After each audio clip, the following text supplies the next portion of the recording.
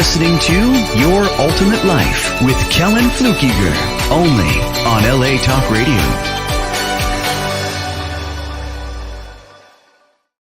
Hello, and welcome to today's edition of LA Talk Radio.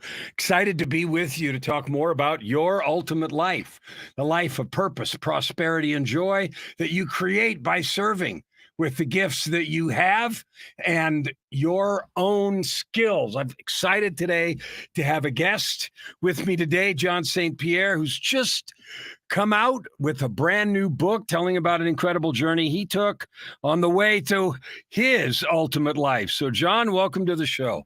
Excited to be here, Kellan. Excited to see you, and can't wait for the conversation.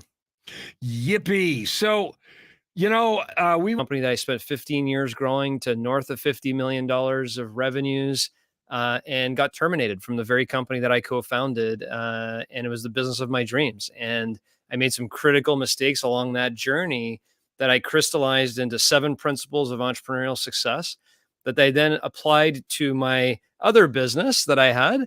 And last year we grew that business to north of $100 million in revenues, but we did it the right way, applying the 7 principles of success. And why am I here having this conversation with you? Well, that's an interesting one, Kellan, because you are helping people create their ultimate life. And this book, The Story Arc, helped me tell my story, helped tell the story that I had within me. And when I was introduced to your book and read your book, I was like, I need to talk to this individual. I worked with you for several months informing the story arc of really what I was trying to get out and how to be more vulnerable of really what did I learn in this situation? How could I crystallize everything together? And then that's why I'm here today. And I'm so proud to show you this final product that I have here in my hands that you are such a big contributor of. And I can't wait to dive into it some more with you. Well, that's fantastic. I'm excited. I loved you when we met before, and I loved watching you transform in not your skill. Your skill was already manifest in your journey, but the skill in telling your story, the skill in identifying the points of the story that need to be told, and refining your ability to convey a message to your intended audience that would help them, because there's a million books that tell people how to do stuff. But the books that matter are the ones that we connect with because we believe the stories that are being told. We believe in the authors. That's the key. Well, I want to congratulate you. First of all, you made it. You're here. You did it. It's finished. Yeah, thank you. I appreciate it. It feels good. It came out, November 30th. So this is really, really fresh. And it just feels so unbelievable to now have it out into the world. It's so exciting. So tell us the question I always ask everybody, because the show, Your Ultimate Life, as we talked about when we met all those times, it's about creating a life where you love your life every day. It's a life of purpose, prosperity, which is the broad meaning, not just cash, which is important, but the prosperity of friendships and of relationships and everything else, and joy. How does John add good to the world? Yeah, well, I think to the point that my mission now, what I'm really trying to help is entrepreneurs grow the business of their dreams without going off the cliff, and also aligning it with what they want in life. And I think, Kellan, you can relate to this as well through our stories we've shared with each other. But, a lot of times life just grabs you and starts taking you down a road, and you're not 100% sure if that's the right road. You just think that's what you should be doing. But there's countless millions of entrepreneurs that are aspiring to grow the business of their dreams, but they're overstressed, overworked, waiting hours a week, unhealthy, not spending enough time with their family. And they think that's what they're supposed to do.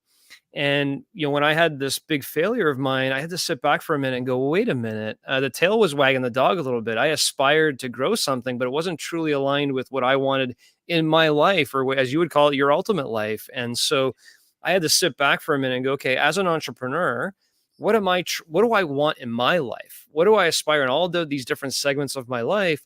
And how can I connect that to my strategic business plan? So as I'm building a business that connects with what I ultimately want in my life, that was a big revelation for me, and an aha moment. I was like, okay, never again am I going to tail wag the dog. So I'm on a mission right now to help entrepreneurs really build the business of their dreams and not make some of the fatal mistakes that entrepreneurs before them have made.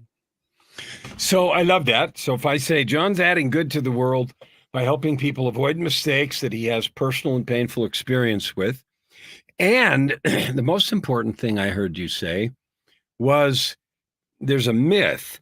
And the myth is, in order to build a business that provides what I want, makes money and all that stuff, I have to sacrifice things that are important on the way. I have to work 100-hour weeks or 80-hour weeks, and I have to do a bunch of things. And I tell myself it'll be okay because it's only for a while, and a while turns into 5 years and 10 years and whatever. And I end up burned out, frustrated, divorced, sad, estranged from my kids and all the rest. And I keep telling myself that's okay as long as it's only for a while, but it never is. You're telling me I don't have to do that.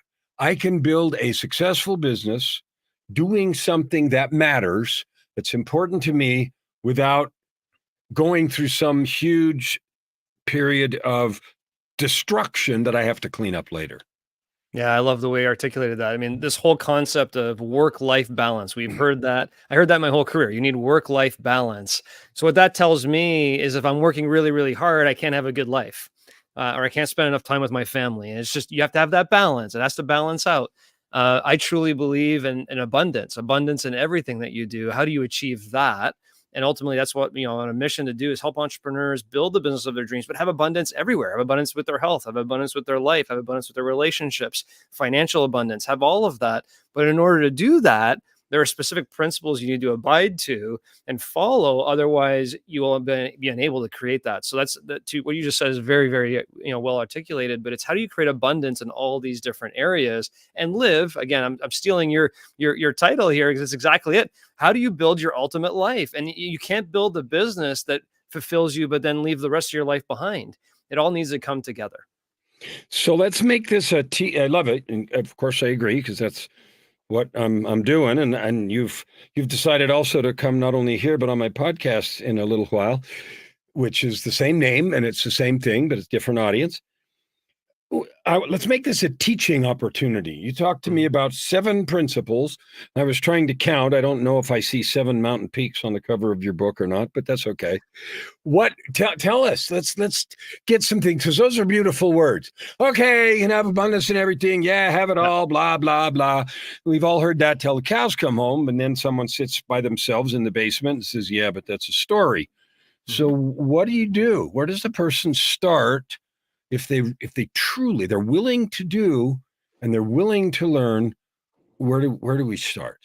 Okay. Well, I'll run through them real quick and let's dive in wherever you want to dive in. But, first off, we've already talked about it. You need to know what your true north life plan is. You need to know what you want to accomplish in the next 30 years of your life and all these different segments. You need to know yourself as a person. What do you want, right? What are you trying to get to? My apologies there. My camera just went out. You have a Elgato Stream Deck or an Elgato camera or what? Yeah, it looks like Elgato Cam Link there. But cool. Yeah, no, I've had some Elgato gear, but I don't right now. That's all right. Just keep talking and fiddling at the same time if you can. Yeah, absolutely. So, I guess first off, as we talked about, you have to have your true north life plan. You need to know what you're trying to achieve in your life, right? Otherwise, it's not going to work. You're not going to be able to build that business strategic plan of what you're trying to achieve. All right, so we're going to take it apart as we go, because those are airy-fairy words. I love them and I believe them, so I'm not saying negative. But what does it mean to build a true north? I love True North, by the way. I live in Canada. The True North, strong and free. It's in our national anthem, right? So what is a true north life plan? What's yours? Yeah, so the methodology I've used to develop with the True North Life Plan is you first start with ultimately what is the one thing you're trying to achieve in 30 years, right? So for me, I want to maximize all of life's offerings as kind of one of my big things in the next 30 years. But then each segment, and people have different segments, but for me, it's financial, it's relationships, it's health, and it's career. In those 4 segments, what do I want to achieve? And so I break that down, and I use Kellan the one thing methodology from Gary Keller, which is basically, what is the one thing I want to accomplish in those 4 segments at a very macro level? And 30 years is a good time from now. But then I break it all the way down to, okay, well, if that's where I want to be in 30 years, where do I want to be in 10 years in these segments? Where do I want to be in 3 years in these segments? Where do I want to be a year in these segments? Where do I need to be each quarter in these segments? Where do I need to be each week in these segments? Where do I need to be each day in these segments? And am I doing right now what I should be doing to achieve the quarter, the year, the 3 year, the 10 year, the 30 year. So I break that down in that format, and I rework it every quarter to make sure I'm heading in the right direction. And it kind of guides my, subconscious mind to, here's what I should be doing each and every day. So the reason I wanted you to do that, John, isn't because I didn't think you knew the answer. I knew you did. I want the listeners to understand the truth of a really powerful principle that you just articulated. And that is, and I always use this sort of spyglass thing, if I can't see my 90-day or my 3-year or my 30-year goals through the lens of my daily activities, I'm doing the wrong thing. Exactly. And that's what you just said. Break it down. And it's never like, well, today doesn't matter. You got to be able to see those longer goals through the lens of your daily activities. Yeah, Kellan, one thing I've learned through others and learning, from just being a sponge for it, and John Mitchell's was a success coach that I learned this from as well, 95% of our daily actions are unconscious. And so we need to learn how to train our subconscious mind. And the way to train your subconscious mind is just have very good clarity on ultimately what you want and keep repeating it over and over again. What do I ultimately want in these different segments? And sure enough, you end up doing the things on a daily basis that will lead you to that path. So that's a pretty big learning that I had that I now would love to share with everybody, because that works. Yeah, habits make great servants and really crummy masters. So train your habits and get them to work in your favor. All right, good. So principle 1 is figure out where your ship is going in the long term and make sure you're making daily corrections to go there. Cool. Yep. Well, I'm going to make a small little correction there, but it's quick. It's good. Before you actually get to principle 1, you need to know what you're trying to do in life and in your business. So that's a principle. And then we have the 7 principles. So principle 1 is protect and grow your equity. Equity is the form for an entrepreneur to which you will create your masterpiece. You'll create your wealth and freedom. You got to protect it at all costs. And we can expand that further. But before we do, principle 2 is build your own capital. Because if you don't build your own net operating cash flow and your own capital in your business, well, guess what? You got to go raise capital, which will dilute principle 1, your equity, or you're going to go get bank debt, which is potentially going to affect the value of your business and such. So principle 2 is build your own capital, your own cash, because cash is king. 3 is reinvest that capital wisely. Because if you don't reinvest that capital smartly and wisely, you'll make some careless mistakes with your money, which will affect your capital. Principle 4 is build a culture of intrapreneurship, not entrepreneurship, intrapreneurship. The people that are within your business that have an entrepreneurial mindset, that want to have the freedom and authority to run something within your business, empower them and guide them and train them and mentor them and lead them to build that culture where someday they may run your business. Is that like some people call that ownership mentality? Is that what you're referring to there? Okay, keep going. Yeah. Create a culture of entrepreneurship. Principle 5 is protect the house, because as an entrepreneur, you're playing this game of whack-a-mole. You hit 2, 3, 4 down and 5, 6, 7 pop up. And if you don't protect all the holes or plug all the holes in your boat, that's where the water is going to come shooting through. Principle 6 is access owners' liquidity. And this is something that I didn't learn until I really surrounded myself with world-class advisors is, how do you take wealth that's on balance sheet of your business and move it to the balance sheet of your person, your individual, in a tax efficient and manner that doesn't hurt the business, doesn't hurt yourself from a taxation perspective, but really fulfills all those needs. And principle 7 is how do you move from CEO to chairperson?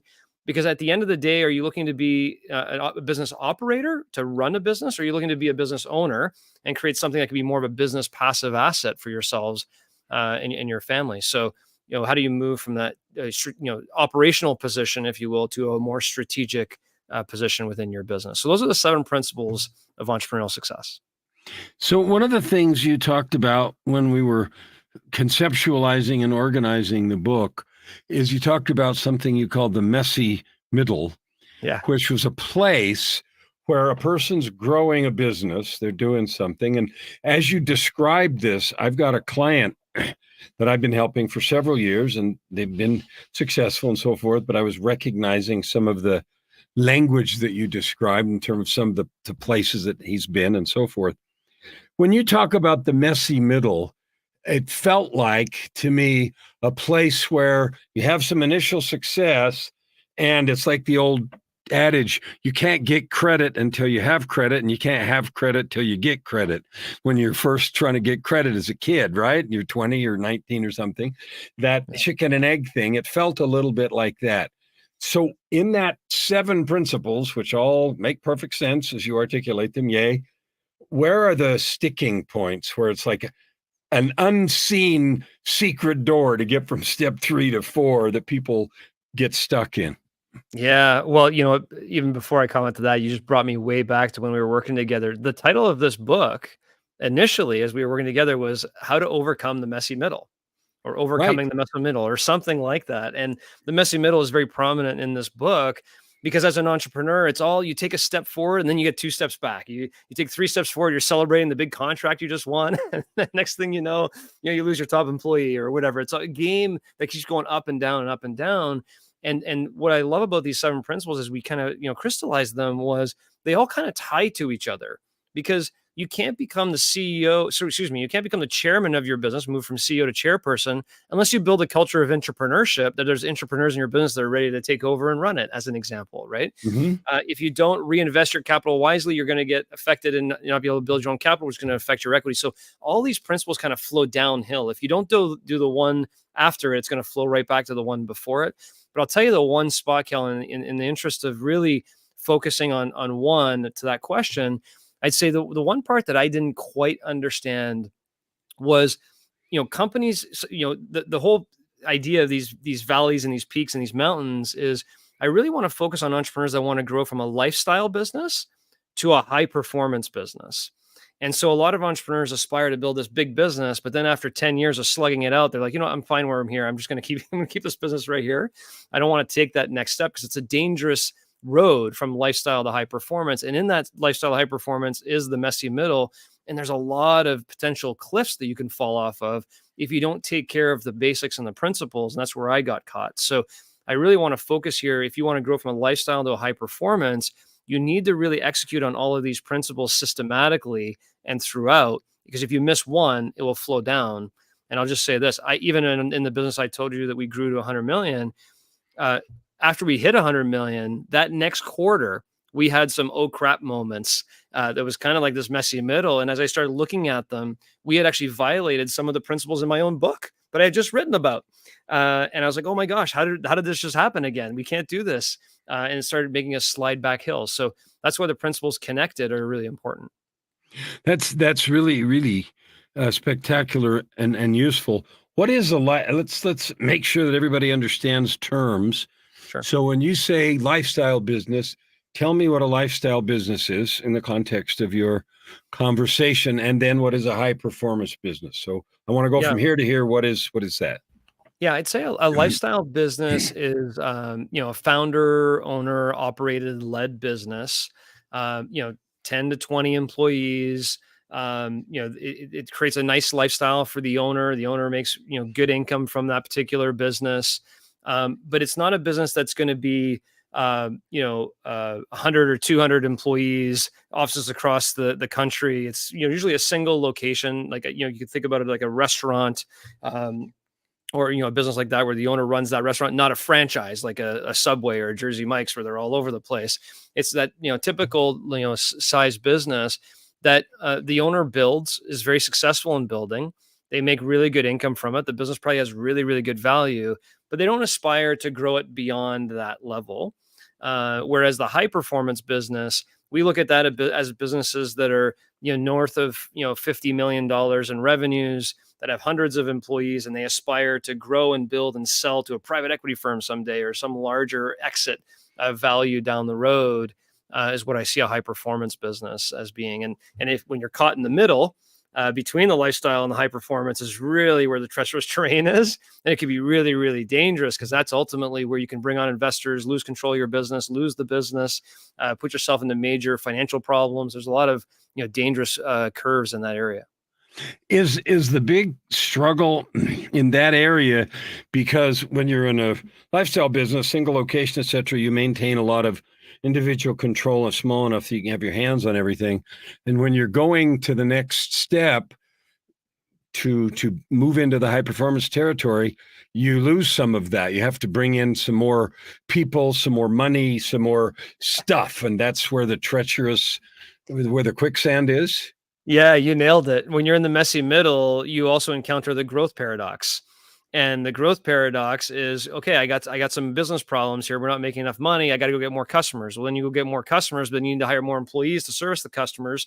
And then you need more bank loans to hire the employees. And when do you hire the employees? And then, so what ends up happening is more growth begets more problems and more, HR issues and more customer complaints or whatever it may be. So you have to get through that terrain, and anywhere you look, you're encountering another problem and another problem and another problem. So that's why the base of what you're doing and the foundation of what you're doing has to be really, really solid, or you'll just fall right off the cliff.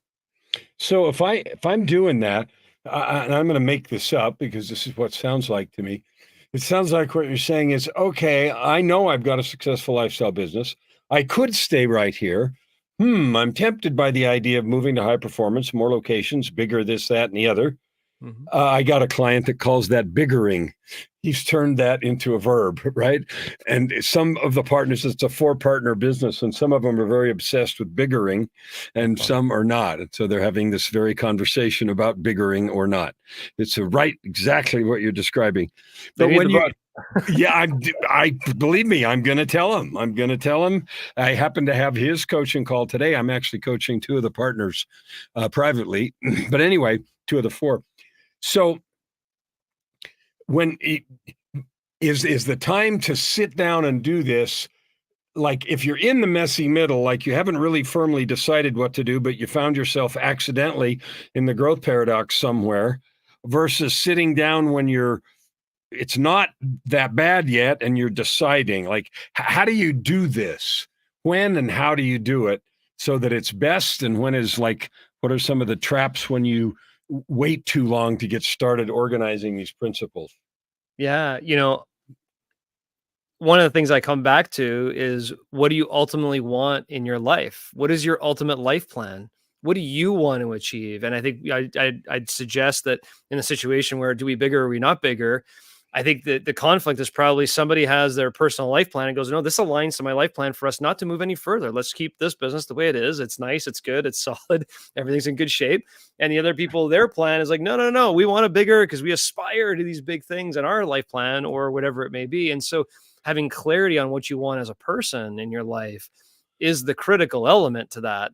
And then if you do aspire and say, okay, you know what, I do want this high performance business, I do want to bigger my business from here to here, then you need the roadmap. And the problem is, this is the problem that I found, is there's a lot of really good business books, but there's none that really provide you the roadmap on how to go from that lifestyle area to the high performance area without falling off the cliff.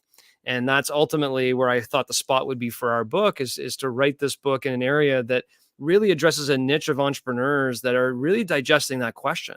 Should I go from here to here? And the roadmap to get there. I love it. And the story that one of the partners tells me all the time is the old story of the Mexican fisherman story, which is, do you know that story? No, please tell. No. Oh, there's a Mexican fisherman there's this high-powered businessman, and he goes to Mexico on vacation, right? And he's Harvard grad, big shot, everything, right? And there's this Mexican fisherman, and he hires him to go out on a fishing expedition, and he takes him out there and he asks him about his life. And he says, well, I get up and I'll go out and catch some fish at 10 o'clock and I'll bring it home, and then we'll have a siesta, and then maybe I'll take some people out like you, and then we'll go home and eat this and, do whatever. And the businessman has a great time on the trip, and he says, I could really help you do a lot more with this. I mean, you could do 5 trips a day, and then you could have 3 boats, and then you could do this and that. And he goes on. It's a longer story. Look it up, the parable of the Mexican fisherman. But the bottom line is he takes him through this whole process, and he said, you could do this, and in 20 years, you'd have all kinds of money, and you do that. And then the fisherman says, okay, cool. What would I do in 20 years? Well, then you could retire with a nice place and do whatever it is that you wanted to do, and, just go out and catch fish And then he kind of stops with the story, right? Because he's already there. Yeah. And, that's the lifestyle thing. And so it's a perfect, anyway, look that up. Mexican fisherman I story. love it. I love it. Yeah, exactly. Yeah. It's hysterical. All right. So this is fabulous. I want you now to tell our audience for their sakes, because it's one thing to have you sit there in a very black background and notwithstanding some camera difficulties, a beautiful book that you just finished and being a rock star that's climbed a peak that many only aspire to or even dream about.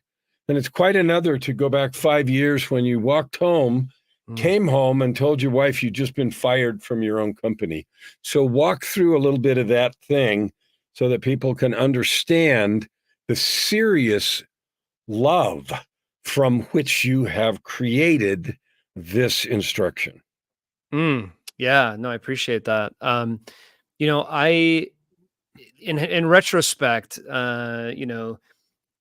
maybe I needed to be humbled the way that I was, but it was a really hard humbling. And, when you're growing a business and, you're always told work on your business, not in your business, but you're an entrepreneur, you're trying to grow something. And we were growing a business wild, fast. It was fun. We had an amazing culture, best friends in this business, but I didn't actually truly understand how to grow our business from, let's call it $10 million in revenues to 100. I was just aspiring to grow this business for growth's sake. I wanted to achieve this milestones in my head.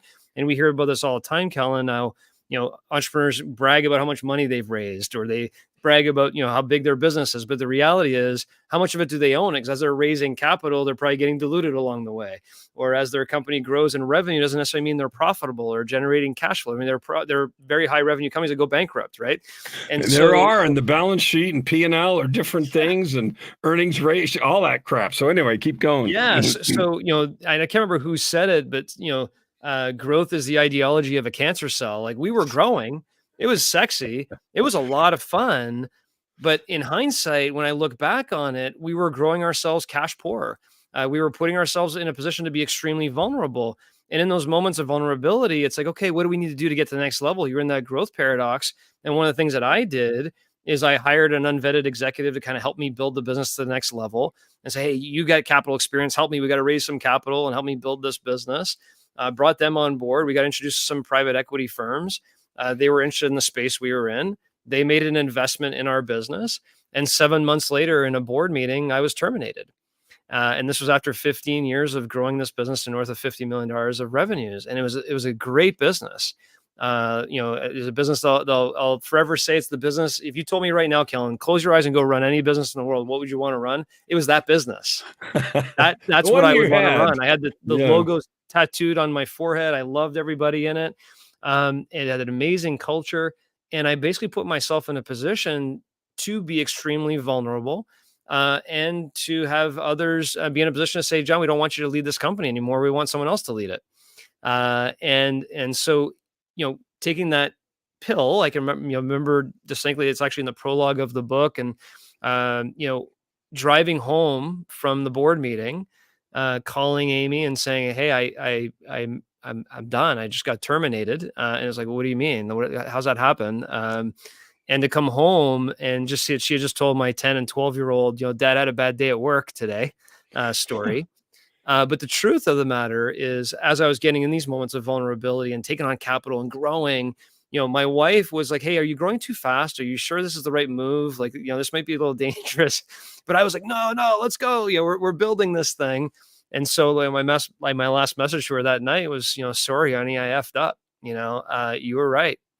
And it was a very hard moment because I lost my identity in that moment. That's who I was. And spent a good amount of time at that point, Kellan, thinking, okay, what does this mean? I had really good perspective. I was healthy. My wife was healthy. Our family's healthy. There's a lot of people in the world that had a worse situation than I was that night. So I had perspective. And then one skill that I was developed, young in my career was introspection. So I immediately started journaling to, okay, what did I do here? What was my contribution to the situation, as opposed to blaming everybody else for what they did to me. And with perspective and introspection, I was able to really start journaling and documenting what happened. And how do I make sure this never happens again, not only to me, but to anybody else that I can help?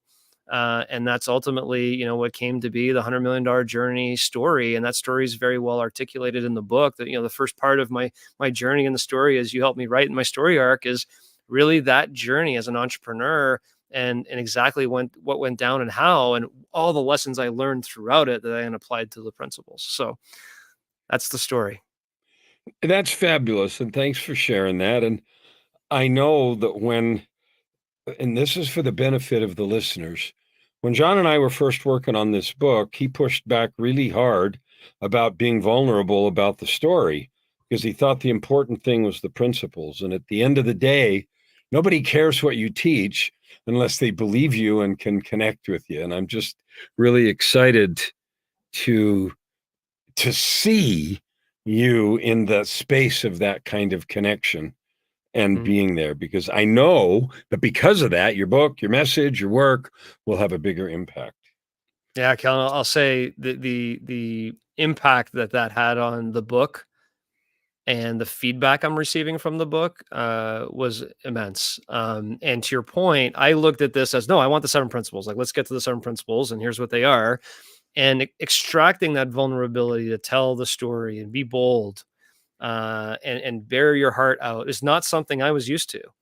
And it's not something that people around me were used to, or anybody that was a part of that business was used to, or people I surrounded myself or were connected with.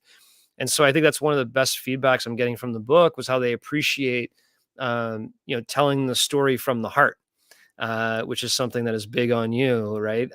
Just telling it how it is, and being very introspective, and not blaming others, but just looking at my contributions, what I should have done differently, and what those learnings were. But it's not something I wouldn't have done without you or the story arc. So I appreciate that. Well, thank you. And I wasn't saying yay me, but I just wanted to acknowledge you for being willing to do that, being willing to make that discovery and then share it in that way. Because I know that your story, your talks, your seminars, and whatever else you create behind this are going to be more believable, more impactful, and so forth, because you chose to do that. So what are you going to do with this? You've now finished the book. We're doing a victory dance, and I hope you sell a bunch of them. But we know that people read books all the time, and so what? They go to seminars, they read books, they watch YouTube videos, and then they go, yeah, I'm going to do something, and then they don't. So what's the story here? Well, I decided to, at the end of the epilogue, put something in the book to articulate maybe a little bit of that answer, which is a poem that somebody shared with me at some point, called "Building the Bridge." You ever hear of that poem, Kellan? Is that the bridge builder? Yes. Yeah, I know that poem. That when you shared that poem with me, I know it's one that's deep for you, very, very deep. It is. In the way you shared. I don't know if you've ever shared it on this talk show. I have never shared it on this talk show. And the fact that you were able to recite that poem, and when I heard it, it made an impact to me. And when I read it again, I was like, well, wait a minute. That's kind of what I want to do for entrepreneurs that are coming behind me in this pathway. And so I don't know if you want to share the poem or not, but I think it'd be really good for your audience to hear it, if not today, at some point, because it really makes an impact. I'll tell you right now, an old man going a lone highway came at the evening, cold and gray, to a chasm vast and deep and wide, through which was flowing a sullen tide. The old man crossed in the twilight dim. That sullen stream had no fears for him, but he turned when safe on the other side and built a bridge to span the tide. Old man, said a fellow pilgrim near, you're wasting your strength with building here. Your journey will end with the ending day. You never again will pass this way. You've crossed this chasm deep and wide. Why build you this bridge at eventide? The builder lifted his old gray head. Good friend, in the path I have come, he said, there followeth after me today a youth whose feet must pass this way. This chasm that was as naught to me, to that fair-haired youth may a pitfall be. He too must cross in the twilight dim. Good friend, I'm building this bridge for him. That's why I'm doing it. That's ultimately. Now, you asked me, you asked me what I'm doing, which I can answer that as well, but that's why. I love it. Thank you. No, nobody's ever asked me to do that. And yeah, I have several poems that I've memorized that mean a lot to me. And the thing that I'm really stuck on right now is some of Stephen Pressfield's books about, the artist's journey and do the work and turning pro. And the one I'm reading right now is Put Your Ass Where Your Heart Wants to Be. And it's a lot of fun. But anyway, I want to know what you're doing because I want the audience to know, because I know your heart. And thank you for the poem. And I do know your heart from us working together, but I want to know how that's showing up in the world, because that's how you're now adding good to the world. Yeah. So, I have a private holding company with CEOs that I work with and coach and mentor, and writing this book has helped me crystallize what we all need to do in those businesses. But also, just newly launched with the website and the book, providing, one-on-one coaching. I'm providing a mastermind program for entrepreneurs that fit exactly the criteria we've been talking about, a lifestyle entrepreneur who wants to become a high performance entrepreneur, and helping with that. We're building a mastermind group around those entrepreneurs that can all surround themselves with each other, learn from each other, bring advisors to help them climb that mountaintop. I'm also engaged for some speaking engagements, which is really exciting for me. I always love public speaking and working with groups and leading and mentoring from a classroom or from a group. So we're going to be doing some more of that. And last but not least is that True North life planning and strategic business planning, and connecting those two.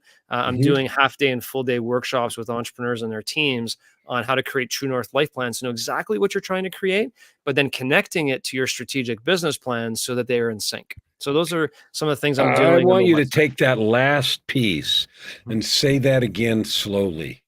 Okay. Connecting your true, I just like for emphasis. So say that part again.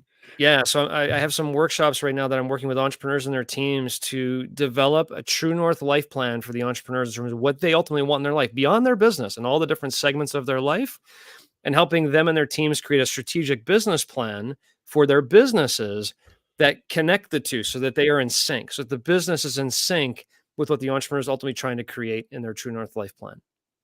I love that. And thank you for indulging me to say it again. We talk, you, me, any of us, and we say stuff and it goes in and maybe it lands and maybe it doesn't.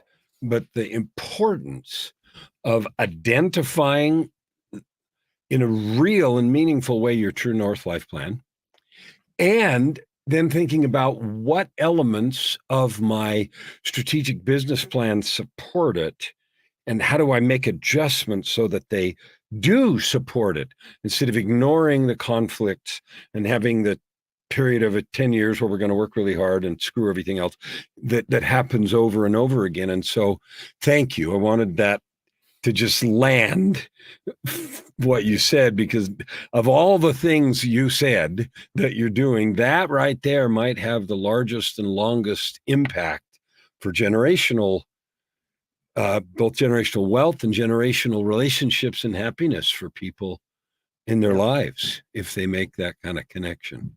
Yeah, exactly. And I think ultimately I want to create a community of entrepreneurs that are aspiring, again, that fit that profile of highly driven entrepreneurs, highly motivated entrepreneurs, and really connect them in a community with advisors and coaches that can help them get there, right? And try and get the best of class advisement people around them. Somebody wants to write a book, you need to talk to Kellan. That's the person. If you need this, here's another person. I really want to connect entrepreneurs with the right surrounding so that they can have the best in class around them.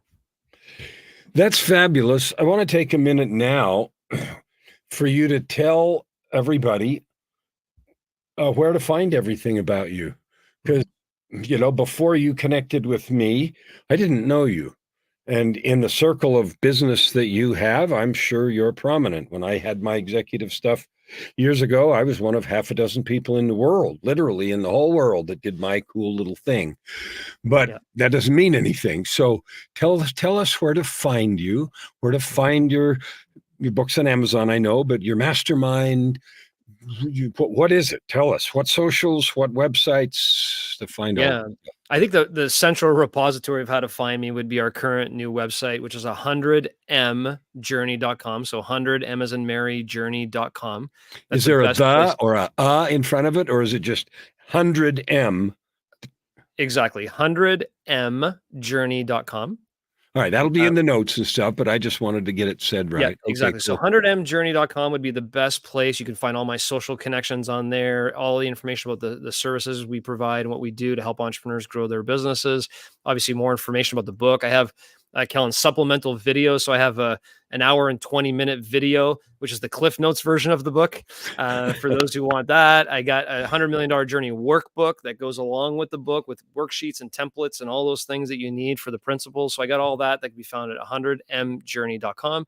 And then on all the social platforms, it's John St. Pierre 100, whether that be Instagram or LinkedIn or Twitter or whatnot.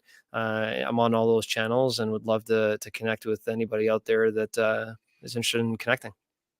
Well, I can say without hesitation that I know John, I know what he's done, I know where he's been, and I know what he's trying to do right now. And so I, like you, John, and you listeners, see all kinds of people that are hyping things about how to make money, other people that are hyping how to be happy and create lifestyle and laws of this, that, and the other. And there are a few in all of that field of noise who are authentic, who are sincere, who care more about outcomes than income for people that are, part of their tribe. And John is that. And so I'm excited about it. I do think that this particular coaching client of mine is going to be an ideal person to take a look at this also. So I'll be recommending that to him. Now that you've completed this, I want you to reflect on your wife. She was there when you came home and said, honey, you're right. I screwed up. Oops. And when you were doing the introspection and reflection and recreating the universe out of whole cloth, some piece of something, talk a little bit about that support and relationship, because I know it's important to you and it's an important part of the story. Yeah, well, I think a lot of people may attest to this, but you hear a lot the semi joke of my spouse is always right. Unfortunately, in my case, she usually always is. So I have to live with that. But no, listen, I think there was probably a fraction of a second of she's just going to tell me I told you so. But I think it was more the support and the courage and the aftermath to be, hey, whatever you need to do, I believe in you. I believe in who you are, and take the time to reflect and know what you want to do. So the support I received from her was phenomenal, and it's funny because I talk a little bit about that throughout the book in terms of different moments of that. And I had a childhood friend from Montreal, text me the other day after reading the first portion of the book, and she's like, hey, I've never really met your wife, but can you fist pump her for me?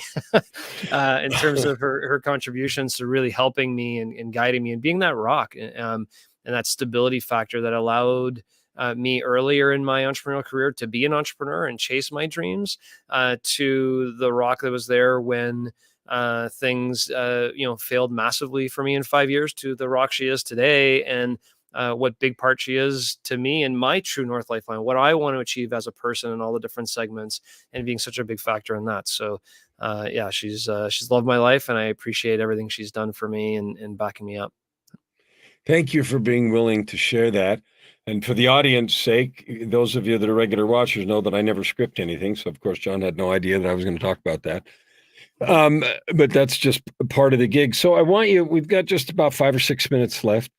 I'd like you to just think through, like, a lot of the principles that you have talked about are capital related questions, equity management, those kinds of things that are important for the technical aspects of growing a business. Can you talk for a minute about the other side, the attitudinal things, the introspective things, the struggles that your wife in this case, and mine also, were there to witness and to support through? Because even with the mechanical principles of manipulation, investment, and all the rest, there is another side to this that is a companion side, the shadow side. Can you talk a little bit about that? Yeah. I don't know if you recall this, but I also almost called this book something else. We dabbled with a lot of titles. But the other one was patient ambition. I do remember that.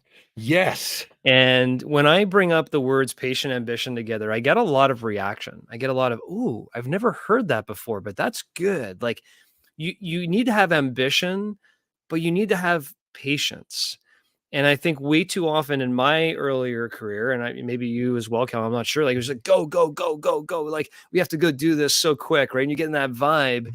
And I think that the piece for me that I would articulate to everybody, regarding even creating your ultimate life, there's no big rush. You got to take that first step. You got to keep marching forward. You need to have a little bit patience when things don't always go your way. And I think that was the one lesson I've taken, and it really has helped me just have that patience. I have a mission to impact millions of entrepreneurs in my life, but I'm not going to do that this year. That's okay. I want to keep marching towards that and helping entrepreneurs on my journey. And so the concept of patient ambition has really connected with me, because I used to be 100 miles an hour all the time. Go, go, go. We have to do this. We have to do that. And I think now I'm more, okay, what do I ultimately want to create in my life? And let me patiently just kind of continue working towards it and building towards it. And that was a real big factor that I think, will connect with a lot of people. I love that. And thank you for sharing that. What do you do, even if you're trying to manage both the patient ambition, the introspective part, and the mechanics and decisions around growth and capital and all of those kinds of things? Talk for just a minute about setbacks, because even if you follow the principles, even if you do all that stuff, the entrepreneurial journey still looks like this. Yeah.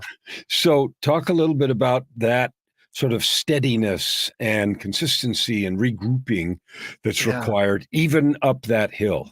Yeah, this may be too technical for visual conversation or audio conversation, but I do talk a lot in the book about the transition learning curve and how do you overcome these setbacks, right? You always start at an unformed optimism when you start something. You're all really excited, but then inevitably you go down the hill and you're at uninformed pessimism, or you get in this valley of despair and you're trying to figure out what's going on.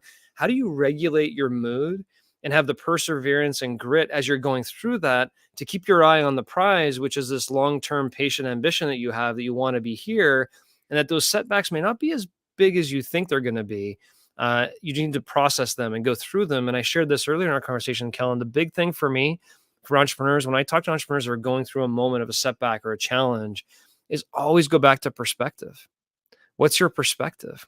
I think sometimes entrepreneurs think the sky is falling. In reality, they lost an employee. There's other employees out there. I understand that that's bad, but you wouldn't want to be in certain parts of the world right now and how bad they have it. Your situation is not that bad. There are people in hospitals dying today. Your situation is not that bad. And I think way too often we overemphasize this critical situation. In reality, in your microcosm, it's big and it's hurting you. But if you have patient ambition to look past that and have persistence and continue to march forward and train your subconscious mind to what you want in your life, and just take that one step at a time, those what's like this can start feeling a little bit like this. It doesn't have to be crazy. It can start slowing down a little bit because your highs aren't as high and your lows aren't as low, because you're seeing the next step ahead. You're seeing 3 or 4 chess moves ahead, and you're not as impacted by what happened today because you got a 30-year plan. You don't got a 1-week plan. And so I think all of that is the way I digest that. I just absolutely love it. Do you give stuff? Are there sections in the book that teach what you're talking here? Because in the principles, you've talked about those things. Have you devoted principles and space to teach that perspective and journaling and longer, larger view and everything as you create those plans? Yeah, exactly. They may come before the principles. I don't care where they are, but they're there. All right. Good. Yeah, they're in there. Good. Because that ability to do that is so, so important. And I love you for that. John, you have a final word? I know people ask this all the time. Okay, what's one thing? Fine. What is something else or an encapsulation that you would like to leave us with? Yeah, I want to leave it with, the theme of your show, your ultimate life. In order to have your ultimate life, what I've found through successes and failures and everything else is you need to know where you're going. And, I think it was Bill Gates who said people always overestimate what they can do in a year, but they underestimate what they can do in 10 or in 20. And so, sometimes you look at your current, where you are currently, and it's not where you exactly want to be today. That's okay. Where do you ultimately want to be? And you just keep taking those steps, because you never know what you'll be able to create and do if you just have patient ambition. I love it. John, thank you. This was a lot of fun. Thanks for being on the show today, and thanks for sharing with it. And I want to encourage everybody to go buy the book and consider, not just because John needs to sell books, because I, together, we need to understand the things that he shared with us. John, thanks for being with me today. Thank you. I want to give you the opportunity to remind you to go through this again and again and again, because John's the real deal and he's got good stuff for you. And whether you're building a $10 million business, a $1 million, $100 million, or $1 billion business, the principles, both soft ones, so to speak, and hard ones, are the same. In that fashion, as John noted, you do have the ability, financially, relationships, and every other way, to create your ultimate life.